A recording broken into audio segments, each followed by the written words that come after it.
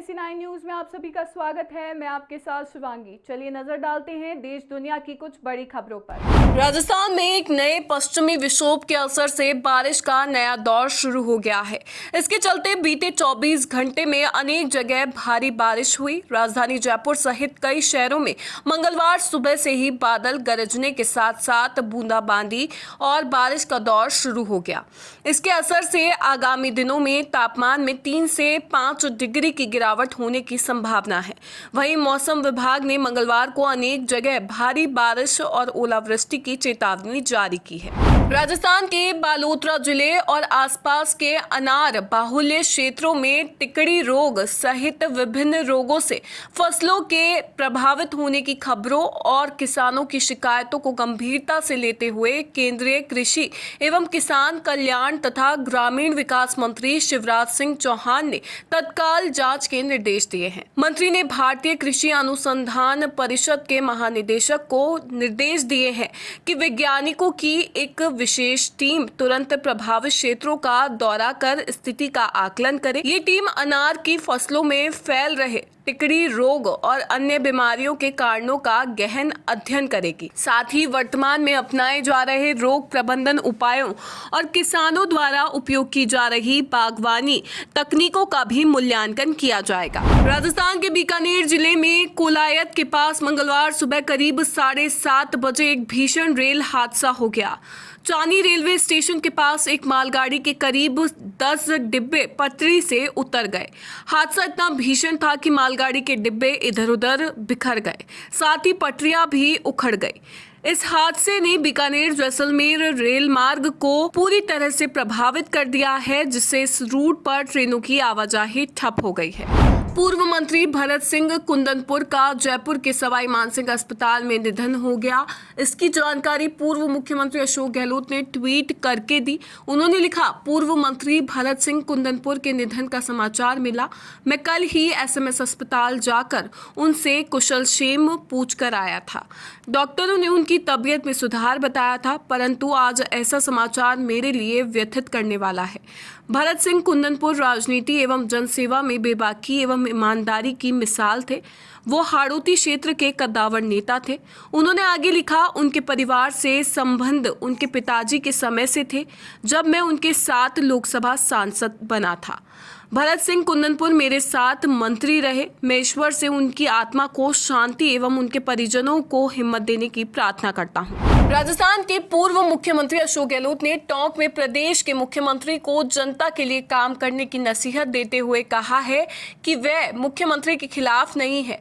उन्होंने कहा, मैं चाहता हूं कि सरकार जनता के लिए काम करे, क्योंकि अगर सरकार गुड गवर्नेंस देगी, सुशासन देगी, तो इसका फायदा जनता को होगा। सरकार को 5 साल शासन करना है। अंता विधानसभा उपचुनाव को लेकर पूछे गए सवाल के दौरान गहलोत ने कहा, नरेश मीणा को गुस्से पर काबू रखना चाहिए, समझदारी से काम लेना चाहिए। उसका लंबा करियर हो सकता है, वह कामयाब भी हो, पर जल्दबाजी में फैसला नहीं करना चाहिए। राजस्थान के कुचामन सिटी में हुए सनसनीखेज हत्याकांड में एक चौंकाने वाला मोड़ आ गया है।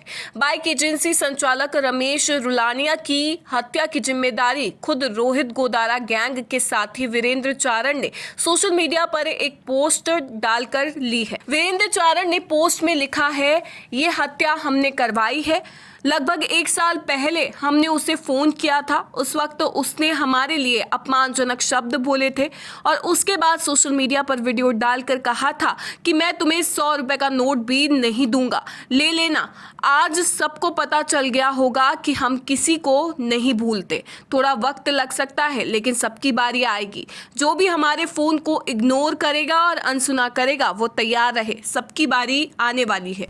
राजस्थान के अजमेर में कायड़ चौराहा पर सोमवार देर रात एक दिल दहला देने वाली वारदात हुई। सगाई को लेकर बंजारा समाज के 2 समूहों में झगड़ा शुरू हुआ, जो देखते ही देखते इतना बढ़ गया कि एक पक्ष ने अपनी पिकअप गाड़ी को तेज रफ्तार में इधर उधर दौड़ाना शुरू कर दिया।